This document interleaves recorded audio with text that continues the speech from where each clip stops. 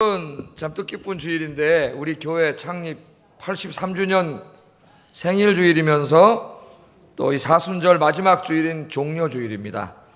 일부 예배 때는 안 했는데 우리 생일 축하 좀 하겠습니다. 종려 주일이라도 생일 축하합니다. 우리 모두의 생일입니다.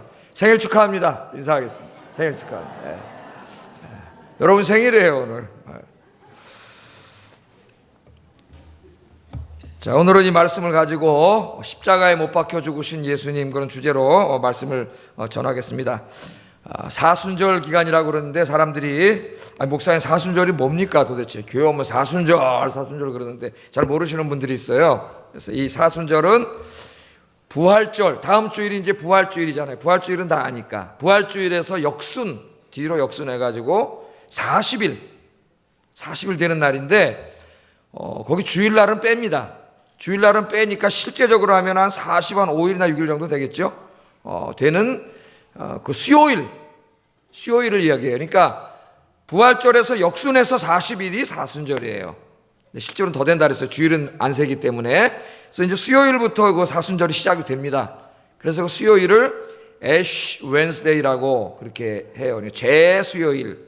그러니까 그날부터 이제 예수님이 십자가 지신 날 그 십자가 사건을 마음속에 새기면서 주님의 고난에 이제 동참하는 거예요. 자기도 고난을 묵상하고 고난에 동참하는 그런 시간을 보낸 것이 이제 이 사순절 기간입니다. 적어도 종교개혁 이전에, 그러니까 우리 중세교회에서는 사순절을 철저하게 지켰어요. 모든 성도들이. 그래가지고 이 사순절 기간 40일 동안 여러분, 40한 5일 정도 되는 이 기간 동안에 그리스도인들의 예배, 기도, 금식 기도 이런 것들이 권장이 되었고 또 음식도 육류, 우유, 달걀과 같은 음식은 먹지 않았습니다. 40일 동안. 그리고 연극, 무용, 연애소설 읽는 것을 금했고 모든 오락을 금했고 화려한 옷을 입는 것도 금했고 호화스러운 생활도 금했습니다. 며칠 동안?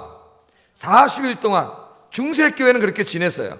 가톨릭 교회죠. 저쪽에 지냈습니다. 근데 이제 1517년에 종교개혁이 이루어지면서 종교개혁가들을 보니까 교회가 너무 지나치게 이렇게 형식화되고 의식화되고 있는 것을 막기 위해서 예수님의 순환을 생각하는 것을 제외한 의식들을 폐지시켰습니다. 그래서 이제 이 성례전에도 가톨릭에는 7개의 성례전이 있는데 종교개혁가들은 다 없애버렸어요. 그리고 뭐만 남겨놨어요? 오늘 우리가 하게 될 성찬하고 세례만 남겨놓고 종부성산 이런 건 다 없애버렸어요. 그러니까 구원에 관계된 것, 십자가에 관계된 것만 이렇게 남겨놨습니다. 그래서 그 이후로 우리 개신교에서는 사순절, 물론 사순절 이야기 하지만은 가톨릭처럼 그렇게 철저하게 무슨 40일을 정해놓고 사순절을 지키지는 않습니다. 그래서 개신교에서는 주로 이제 이 사순절의 마지막 주간인 고난주간을 정해서 그 중세교회에서 하던 일들을 고난주간에 우리가 주로 그렇게 지켜왔죠. 그래서 우리 교회도 이제 개신교 전통에서 40일 그 의미 있게 지내는 건 중요합니다. 나쁜 게 아니에요. 그다음 이제 우리는 고난주간을 지킨다. 그런데 오늘이 종려주일이고 내일부터가 이제 고난주간이 시작이 됩니다. 그래서 우리 아영교회에서는 고난주간은 이렇게 지킵니다. 여러분 이렇게 지키셔야 돼요. 여러분들이 40일 동안은 그렇게 못했더라도 내일부터 이제 금요일까지 5일 동안은 고난주간에 주님 십자가에서 죽으시는 날까지 5일간 첫째, 아침 한 끼씩 금식합니다. 아셨죠? 금식해. 새벽기도 내일부터 나와야 되니까 새벽기도 나와서 또 이제 금식하면은 배가 많이 고프실 거예요. 허리 가지고. 또 이상하게 금식하면은 굉장히 배고픕니다. 한 끼지만은 작은 고난을 우리가 받으면서 주님의 십자가의 고난을 묵상하고 동참하는 시간을 갖습니다. 그 다음에 두 번째는 고난주간 특별 새벽기도가 내일부터 시작됩니다. 금요일까지. 무슨 일이 있어도 고난주간 특별 새벽기도에 참여합니다. 내일 만납시다. 인사하겠습니다. 내일 새벽에 만납시다. 네. 무슨 일이 있어도 와야 돼요. 왜냐하면 고난주간이에요. 고난에 동참하는 거니까 고통스럽게 와야 돼요. 고통스럽게. 하여튼 아프든 뭐든 하여튼 오세요. 내일은 5일 동안은 우리 그리스도인들은 고난주간 특별 새벽기도에 꼭 참여해야 됩니다. 세 번째는 한 주간 동안 모든 오락과 가물을 자제하고 기도와 성경 묵상, 경건 서적 묵상, 예배를 통하여 십자가의 주님을 깊이 생각하고 묵상하는 시간을 갖습니다. 월요일부터 금요일까지. 그 다음에 금요일 날은 심야 기도가 있는데 그냥 심야 기도가 아니라 이날을 세인트 프라이데이라 그래요. 그래서 예수 믿는 사람은 이날 집에 있으면 안 돼요. 교회 와야 돼요. 교회 와서 주님 십자가에 달려 돌아가신 날입니다. 날 기도회가 있습니다. 교회에. 이번 주 금요일 날은 꼭 금요기도 오셔야 돼요. 오셔서 금요기도에 동참해 주시고, 다음 주일은 무슨 주일이에요? 부활주일이에요. 부활주일. 우리 주님 부활하신 날입니다. 부활주일 날 여러분, 나 위에 십자가에서 죽으시고 부활하신 주님의 은혜를 기억하면서 다음 주 오실 때는 꼭 감사 예물을, 여러분 여기 보면 감사 헌금이 있어요. 감사 예물을 가지시고 주님께로 드리세요. 부활절 헌금은 일반 감사 헌금이 아니에요. 그냥 매달 매주 드리는 헌금이 아니라 1년에 3번 드리는 절기 헌금 중에 있기 때문에 이것은 여러분이 준비해 놨다가 여러분 이건 10회 지나도록 드려야 돼요. 헌금을 잘 그렇게 하나님께 드리면서 고난주간과 부활주의를 맞이하는 우리 아현교인들 되시기를 주의 이름으로 축복합니다. 축복합니다. 아멘. 한번 이왕 할 거 한번 크게 다시 한번 하요. 축복합니다. 그렇게 하면 얼마나 좋아요. 아멘. 자, 오늘 본문은 예수님의 이 순환기사입니다. 순환기사예요. 예수님께서는 로마 총독 빌라도가 관할을 하는 빌라도의 법정에서 십자가형을 선고받았습니다.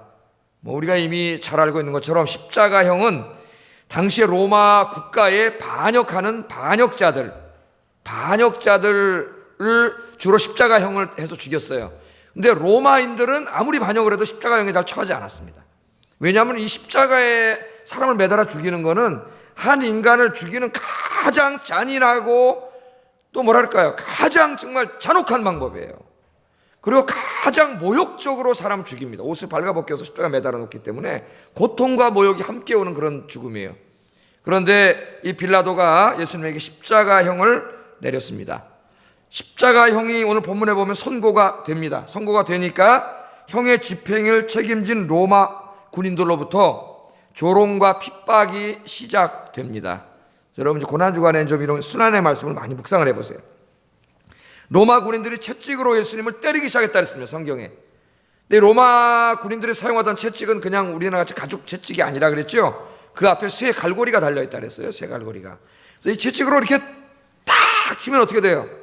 여기 살이 팍 박히면서 이걸 뜯기 때문에 살점이 팍 튑니다. 근데 여러분, 이 로마 군인들이 군인인데 얼마나 힘이 세겠어요, 이게. 팍 치는 거예요.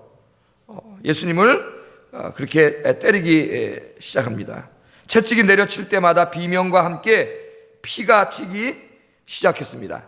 잔인한 로마 군인들은 더욱 신이 나서 예수님을 희롱하고 모욕하기 시작합니다. 예수님의 옷을 벗기고 자신들이 입던 자주색 옷을 입혔습니다. 머리에는 왕관 대신 가시로 된 면류관을 씌셨습니다. 네가 정말 유대인의 왕이냐?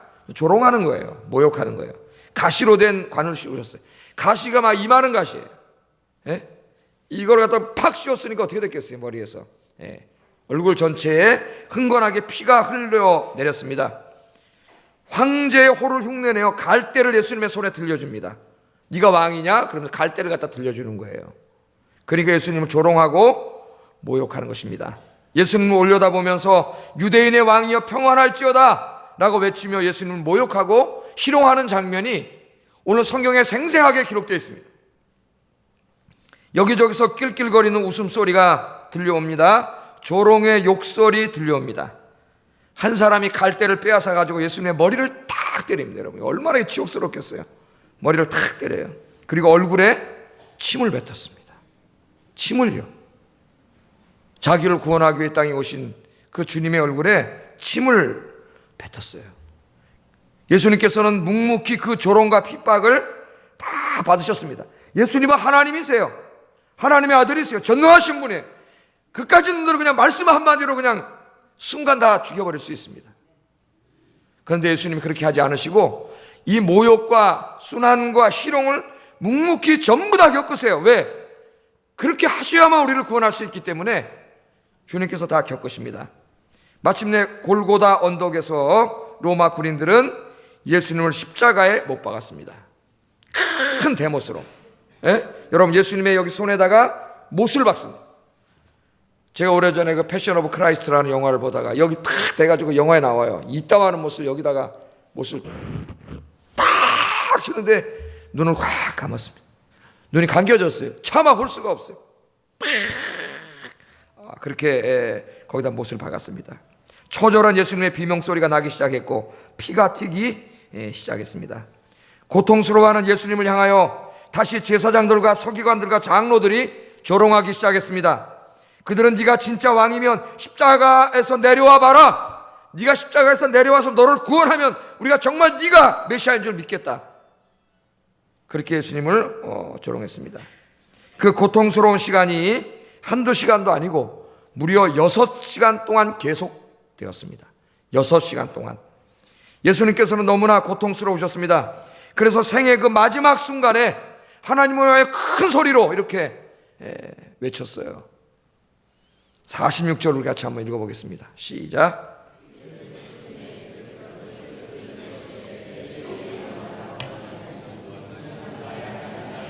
어찌하여 나를 버리셨나이까 하는 뜻이라. 아멘. 여기 읽을 때는 엘리 끊어 읽어야 돼요. 엘리는 나의 하나님 그런 말이에요. 엘이 하나님이란 말이잖아요. 리는 그러니까 엘리 라마 사박다니 이렇게 읽어야 돼요. 나의 하나님 어찌하여 나를 버리셨습니까? 그렇게 부르짖었습니다. 예수님은 모든 사람들에게 버림받았습니다. 사랑하는 제자들에게도 버림받았습니다. 마지막에는 사랑하는 아버지로부터도 버림받았습니다. 왜 버림받았습니까? 그렇게 예수님이 우리 대신 버림받아야 저와 여러분이 죄사함 받고 구원받을 수 있기 때문에, 모든 고통으로부터 해방될 수 있기 때문에 주님이 고난당하시고 철저하게 버림받으셨습니다. 여러분, 하나님을 한번 생각해 보세요. 하나님이 예수님의 아버지세요. 자기 아들이 아버지 어찌하여 나를 버리셨습니까? 나를 이 고통 가운데 두십니까? 그렇게 기도합니다. 여러분, 하나님은 전능하신 하나님이에요. 고통이 없게 하실 수도 있습니다. 십자가에서 한 번에 내려오게 하실 수도 있고 거기 있는 사람들 다 그냥 한 번에 죽일 수도 있습니다. 그런데 우리 하나님께서는 아들의 기도에 얼굴을 돌리셨습니다. 아들이 고통을 당하시고 죽게 하셨습니다. 왜냐하면 그 길만이 저와 여러분을 구원할 수 있는 길이기 때문에 하나님께서는 아들을 십자가에 그렇게 끔찍하게 죽이셨어요. 그게 하나님의 사랑이고 예수님의 사랑입니다. 어떤 작가가 쓴 글에 보면은 마귀가 깜짝 놀란 하나님의 은혜라는 글이 있어요. 마귀가 깜짝 놀란 하나님의 은혜. 하나님의 은혜는 마귀도 깜짝 놀랐다는 거예요. 그 내용이 뭐냐면은 마귀가 말이죠, 우리 인간에게 들어와서 우리를 타락시켰어요. 하나님을 대적하게 했습니다. 죄를 짓게 했습니다. 우리가 다 죄를 지었어요. 우상 숭배하고 온갖 못된 죄를 다 저질렀어요. 마귀가 너무 좋아합니다. 하나님은 공의의 하나님이세요. 하나님은 공의의 하나님이기 때문에 죄진 자들에게는 하나님의 공의의 심판이 내릴 수밖에 없습니다. 여러분, 제가 판사예요, 판사. 근데 여기 살인범이 와 있어요. 제가 사랑이 많다고 그대는 무죄. 그럼 제가 누굽니까? 불의한 판사예요. 불의한 판사. 판사는 살인죄를 저지른 사람에게 형을 내려야 됩니다. 하나님께서는 공의의 하나님이에요. 공의의 심판이 임할 수밖에 없기 때문에 사탄이 너무 좋아했다는 거예요. 야, 하나님이 제일 사랑하는 저 사람들, 하나님의 형상으로 지음받은 저 사람들, 이제 하나님도 심판할 수밖에 없다. 한 가지 저들을 구원할 수 있는 길은 외아들을 십자가에 못 박아서 우리 대신, 저 사람들 대신 죽이는 건데, 하나님이 외아들을 대신 죽일 일은 없다. 그런 일은 절대 있을 수 없으니까 하나님 형상대로 지음받은 저 하나님이 사랑하는 자들은 다 심판받을 거다. 그렇게 마귀가 좋아했는데 하나님께서 그 사랑하는 외아들을 십자가에 못 박여 죽이셨습니다. 그래서 저와 여러분을 구원해 주셨어요. 그래서 마귀도 깜짝 놀란 하나님의 은혜, 마귀도 깜짝 놀란 하나님의 은혜, 저와 여러분이 이 큰 은혜로 구원받은 줄로 믿습니다. 예수님이 십자가에 달리시기 약 700년 전에 이사야 선지자는 예수님의 죽음을 미리 내다보면서 이렇게 예언했습니다. 한번 같이 읽어보겠습니다. 이사야 53장 5절 6절입니다. 시작. 그가 징계를 받음으로 우리는 평화를 누리고 그가 채찍에 맞음으로 우리는 나음을 입었도다. 우리는 다 양 같아서 그릇 행하여 각기 제 길로 갔거늘 여호와께서는 우리 무리의 죄악을 그에게 담당시키셨도다. 아멘.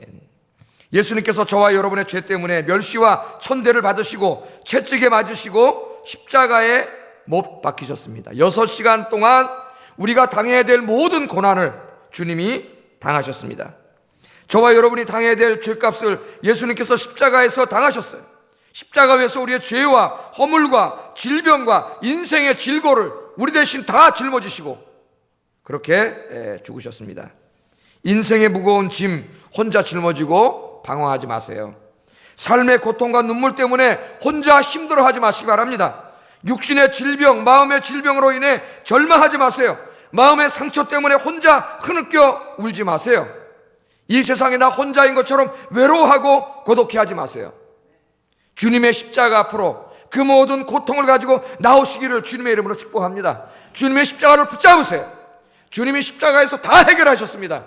주님의 십자가 붙잡으면 우리 주님께서 여러분 죄 사해 주시고 여러분의 육신의 질병, 마음의 질병, 영혼의 질병에 놀라운 치유의 역사를 일으켜 주시고 여러분의 인생을 완전히 새로운 피조물로 새롭게 창조해 주실 줄로 믿습니다.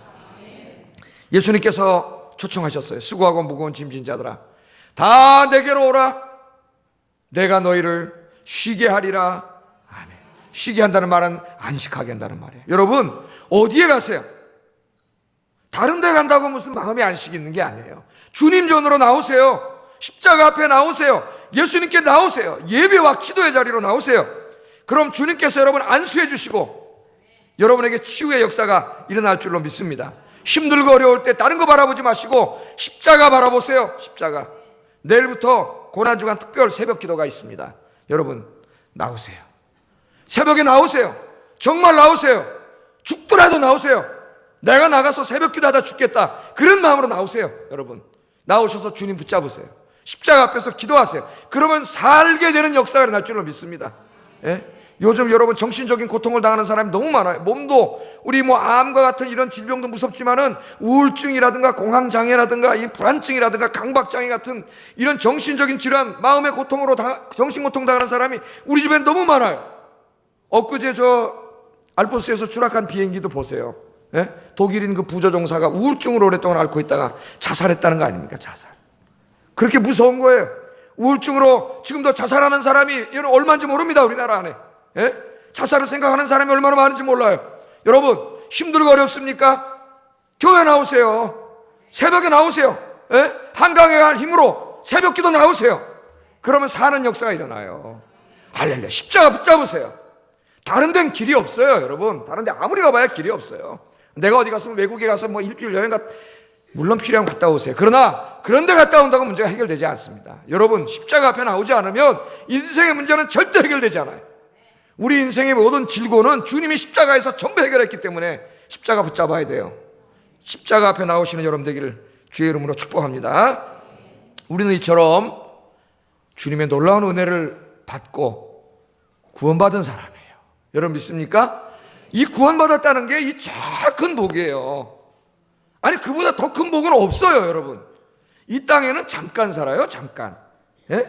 잠깐 살면 우린 죽습니다. 그럼 우리 영혼은 낙원에서 안식을 취하다가 주님 재림하시는 날 부활해서 이 땅에 이루어진 하나님 나라에서 영원히 살게 돼요. 영원히. 믿습니까? 그게 우리 소망이에요. 우리는 이미 구원받아서 그 천국 시민권을 얻었어요. 더 이상 여기다 추가할 게 없습니다. 여러분 그러나 이 땅에 사는 동안 우리가 너무 연약해가지고 그죠? 돈도 더 많이 있어야 된다고 생각하고 뭐도 더 많이 준비해 있어야 된다고 생각하고 다 이거 우리가 연약해서 그런 것이지 사실은 그런 게 우리의 행복을 좌우하지 않아요. 여러분은 이미 큰 은혜로 구원받은 복받은 사람인 줄로 믿습니다. 어깨를 피세요. 여러분 왜 예수 믿는 사람은 어깨는 이게 무슨 예수 믿는 사람이에요. 여러분 어깨 피시고 여러분이 얼굴이 밝고 기쁘고 행복하고 평안하고 그래야 여러분 보고 예수 믿어요. 다른 사람. 내일부터 새벽에 나와서 이 영성을 회복하는 여러분 되기를 주의 이름으로 축복합니다. 그럼 우리가 이 큰 은혜를 받았는데 어떻게 살아야 되겠어요? 여러분 어떻게? 첫째 예수님께서 이제는 너희도 십자가를 지라고 이야기합니다. 십자가를 져라. 마가복음 8장 34절 읽어보겠습니다. 시작.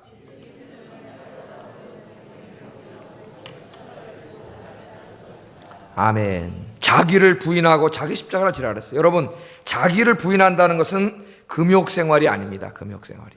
어떤 사람이 잘못 이해해가지고 중세에도 그런 사람들이 있었어요. 물론 그들이 하나님의 뜻대로 검소하게 또 이렇게 살아간 것은 칭찬할 만합니다. 그러나 금욕은 기독교 사상이 아니에요. 성경의 가르침이 아니에요. 이걸 착각하는 사람이 있어요. 때로는 목사가 금욕적인 생활을 해야 된다고 그렇게 주장하는 사람이 있어요.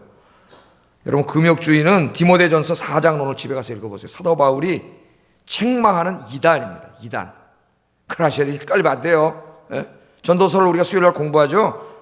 우리 예수 믿는 사람은 주님이 주신 것들 그게 뭐 그렇게 풍부적하지 않다 하더라도 먹고 마시고 그 안에서 주님과 함께 어떻게 살라고요? 즐겁고 기쁘게 살라 그랬어요. 여러분, 즐겁고 기쁘게 사시기 바랍니다. 금욕주의인 기독교하고는 아무 상관없어요. 여기에 자기를 부인하라고 하는 말은 자기 뜻대로, 자기 인간의 의지, 죄악된 인간의 의지대로 살지 말라. 우리 인간이 얼마나 자기가 강해요. 자기 중심, 이기주의 이런 게 강하죠. 자기 중심으로 살지 말고 하나님 중심, 이웃 중심으로 살라는 그런 말씀입니다, 여러분. 그래서 자기를 부정한다는 말이지, 내 생각, 내 뜻, 내 욕심, 내 이기주의는 내려놓고 여러분 하나님 중심, 이웃 중심, 하나님 뜻 중심으로 사시는 여러분 되기를 주의 이름으로 축복합니다. 이렇게 자기를 부인한 상태에서 십자가를 지라 그랬어요. 십자가는 그야말로 죄수가 죽기 위해서 지고 가는 거예요. 예수님도 지고 가셨어요. 그럼 우리가 십자가를 지고 가진 않습니다. 그러니까 상징적인 의미라는 걸 알 수 있어요. 예수님은 무슨 십자가를 졌어요? 사명의 십자가를 졌어요. 이 세상을 구원하는 사명의 십자가를 지시고 예수님께서 죽으셨습니다. 그러므로 너희 자신을 부인하고 이 세상으로 향하는 자기 중심을 버리고 십자가를 지라고 하는 것은 자기를 부인하고 사명의 십자가를 지라는 거예요. 주님께서 여러분 위해 십자가 지셨고 목숨까지 주셨는데 여러분은 주님을 위해서 무엇을 하고 있습니까? 한번 이제부터 생각해 보세요. 자기 인생을 돌아보세요. 나는 지금 주님을 위해서 무엇을 하고 있습니까? 주님은 생명도 주셨는데 나는 주님을 위해 무엇을 드리고 있습니까? 여러분, 큰 은혜를 어떤 사람한테 받았다 그러면은 여러분 그 은혜 어떻게 돼요? 기억하고 있다가 생일날이나 그러면 전화라도 걸어서 감사하다 그러잖아요. 우리 위에 떠나가지고 이제 오랫동안 계속 아직도 한 번씩 전화 오는 친구가 있어요. 정광희 목사님이라고 있는데 우리 교회 와서 결혼해가지고 내가 주례까지 세줘가지고 이제 가가지고 전화를 한 번씩 꼭 안부 전화를 해. 왜 떠나보지 잘 안 하는데 안부 전화를 해요. 자기 은혜를 입었다고 생각하는 거예요. 여기서 장가도 가고 이쁜 극시도 만나 사모님도 만나가지고 그렇게 가지고 했다는 거예요. 은혜를 받으면 우리 그런 마음이 있잖아요, 여러분. 이 찬송가 작가 중에 F.R. 하버갈이라고 하는 사람이 있습니다. 이 사람이 독일의 디셀도르프에서 이제 공부하고 있을 때 한 미술관에 갔다가 슈텐베르그라고 하는 사람이 그린 유명한 작품인 예수 그리스도의 순환이라는 그림을 보게 돼요. 예수 그리스도의 순환, 십자가에 못 박혀서 죽으신 뭐 그런 비슷한 사진 그림 많죠? 제가 인터넷에서 한번 찾아봤더니 이게 없더라고요. 구글까지 다 뒤져봤어요. 영어로 쳐갖고 뭐 다 해봐도 없어요. 좀 아쉽습니다. 누가 이걸 책에다 써가지고 이렇게 이제 실어 놓으면 나와요. 또 인터넷에도 미술책이 많은데 기독교인들이 좀 이런 일을 이렇게 게을리하는 것 같아요. 자, 이 예수 그리스도의 순환상을 보고 큰 감동을 받았습니다. 그녀는 자기를 위해 고난당하신 그리스도의 고난의 은혜를 생각하며 이런 시를 졌습니다. 시. 여기 이제 화면에 나올 거예요. 찬송가 311장. 내 너를 위하여 몸버려 피 흘려 내 죄를 속하여 살 길을 주었다. 너 위에 몸을 주건만 날 무엇 주느냐? 너 위에 몸을 주건만 날 무엇 주느냐? 마치 예수님이 그렇게 말씀하는 것 같았습니다. 아버지 보좌와 그 영광 떠나서 내 죄를 속하여 살 길을 주었다. 내 몸을 희생했건만 날 무엇 주느냐? 내 몸을 희생했건만 날 무엇 주느냐? 죄 중에 빠져서 영죽을 인생을 구하여 주려고 나 피를 흘렸다. 내 죄를 대속했건만 너 무엇하느냐? 내 죄를 대속했건만 너 무엇하느냐? 그래서 우리가 찬송가 311장을 곡을 붙여가지고 찬송을 부릅니다. 이 찬송가 중에 이 세 구절이 우리 가슴을 울립니다. 너 위에 몸을 주건만 날 무엇 주느냐? 내 몸을 희생했건만 날 무엇 주느냐? 내 죄를 대속했건만 너 무엇하느냐? 주님이 그렇게 말씀하십니다. 여러분에게 말씀하고 있지 않습니까? 오늘 지금 이 시간에 저를 통하여 여러분에게 말씀하고 있습니다. 너 위에 내 몸을 주었건만 날 무엇 주느냐? 내 죄를 대속했건만 너 무엇하느냐? 뭘 하고 있느냐? 너는 도대체 나를 위해 뭘 하고 있느냐? 주님이 말씀하십니다. 주님께서 우리에게 주신 것 너무나 많습니다. 건강도 주셨고, 시간도 주셨고, 재능도 주셨고, 물질도 주셨고, 많은 것을 주셨는데 이 모든 것들 십자가지라는 주님 말씀 사명 감당하는데 다 드릴 수 있기를 주의 이름으로 축복합니다.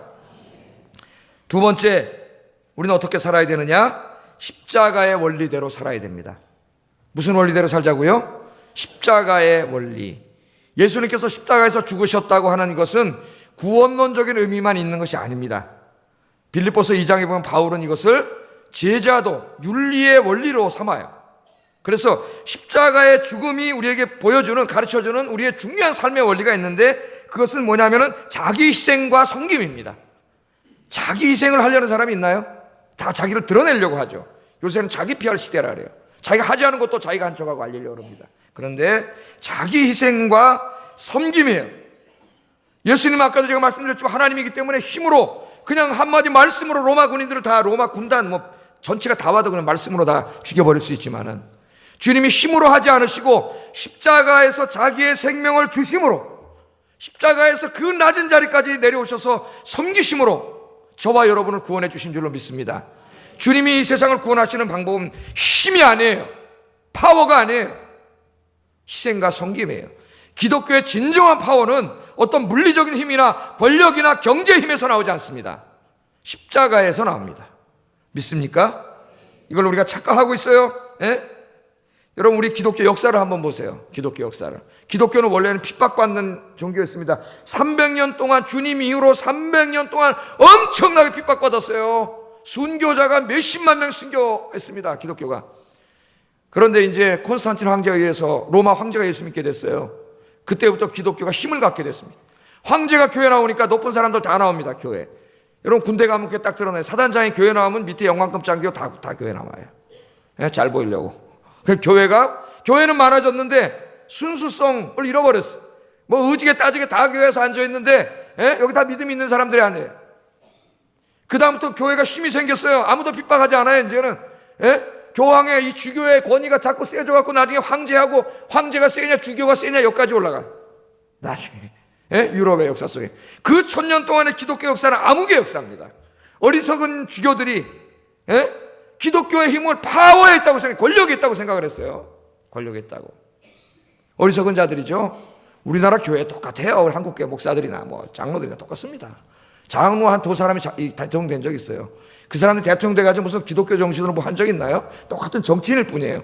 그런데 그 사람들이 대통령 됐다고 무슨 그게 굉장한 교회 힘을 얻은 것처럼 그 힘을 이용해가지고 뭘 바꾸려고 굉장히 많이 했습니다. 사학법도 바꾸고 뭐도 바꾸고. 정말 어리석은 자들이에요. 어리석은 자들. 그 사람들 간 다음에 욕만 먹고 하나님 영광만 가리지 않습니까, 여러분? 예?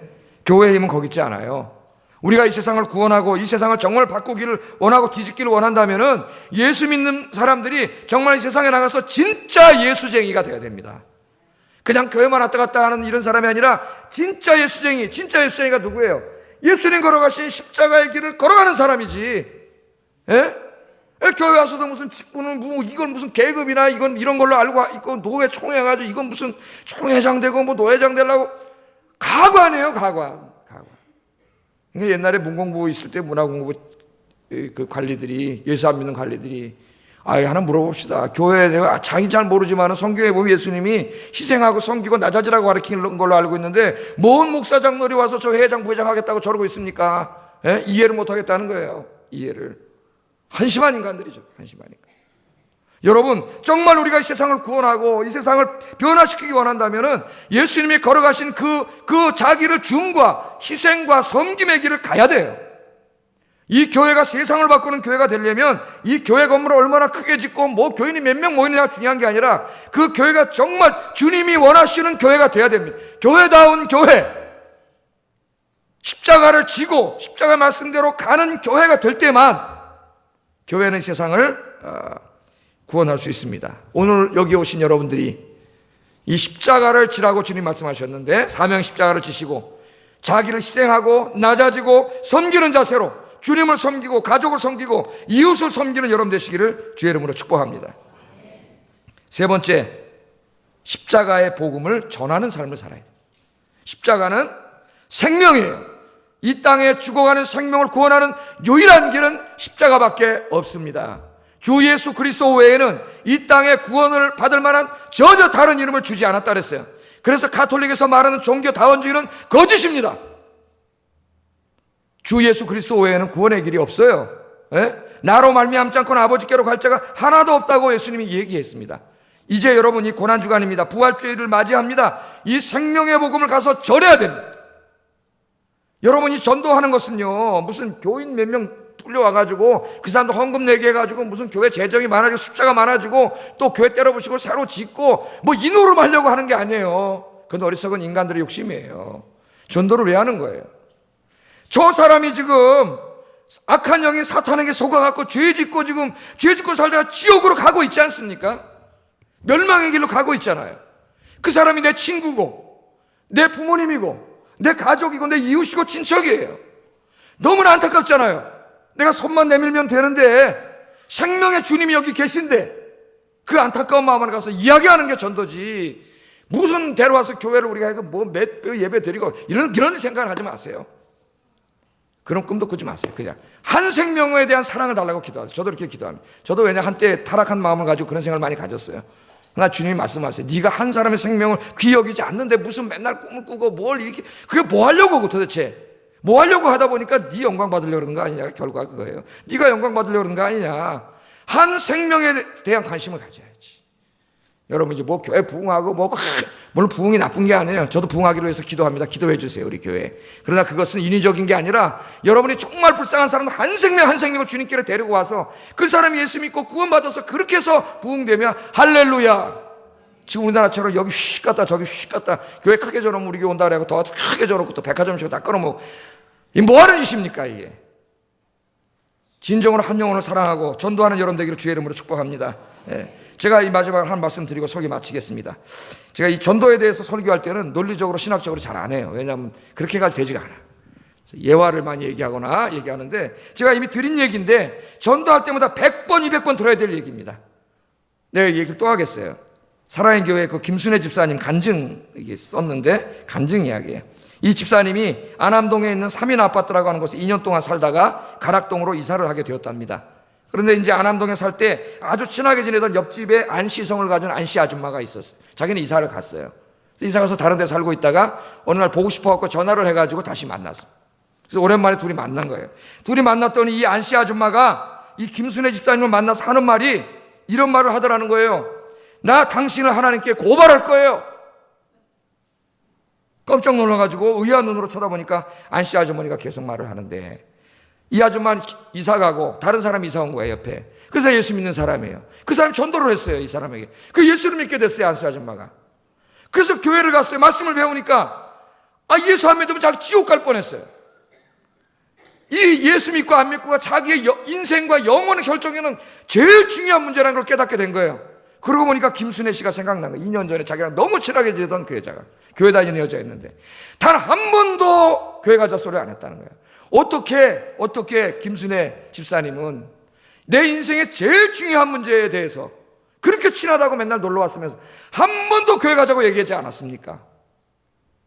그렇게 얘기하면서 당신을 하나님께 고발할 거예요. 김순애 씨를 말이에요. 한 번도 예수님을 소개하지 않은 당신을 고발할 거예요. 그러더라는 거예요. 여러분, 얼마나 우리 가슴을 뜨끔하게 하는 말입니까?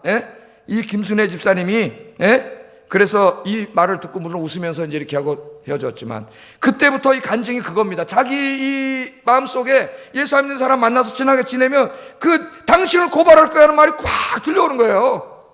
내가 왜 자꾸 이 말을 하냐면 여러분에게도 들려오기를 주의 이름으로 축복합니다. 그렇게 친하다고 매일 만나면서 친구라 그러면서 가족이라 그러면서 한 번도 그 사람의 인생에 제일 중요한 이야기를 하지 않는다면은 그 사람이 무슨 친구예요? 나쁜 놈이에요, 나쁜 놈. 왜? 내 영혼을 결정하는 문제에 대해서 한 번도 얘기해 주지 않으니까 그 놈이 나쁜 놈이죠. 그게 무슨 친구예요, 그게. 그 사람이 나중에 예수 믿게 되면은 화날 겁니다. 아마 절교할 거예요. 너하고는 이제 안 만날 거야, 그럴 거예요. 왜? 내 인생의 제일 중요한 문제를 얘기해 주지 않았으니까. 여러분, 이 마음을 여러분 가슴에 새기고 이 생명의 복음을 특별히 고난주간을 맞이하면서 만나는 모든 사람들에게 이야기하는 여러분 되시기를 주의 이름으로 축복합니다. 기도하겠습니다. 말씀을 생각하면서 기도하겠습니다. 예수님의 십자가 아래서 죄사함과 평강과 치유의 은혜를 누리게 하소서. 사명의 십자가를 지고 희생과 섬김으로 인생을 살아가게 하여 주시옵소서. 십자가의 복음 증거하게 하소서. 기도하겠습니다. 사랑하신 아버지 하나님, 감사합니다.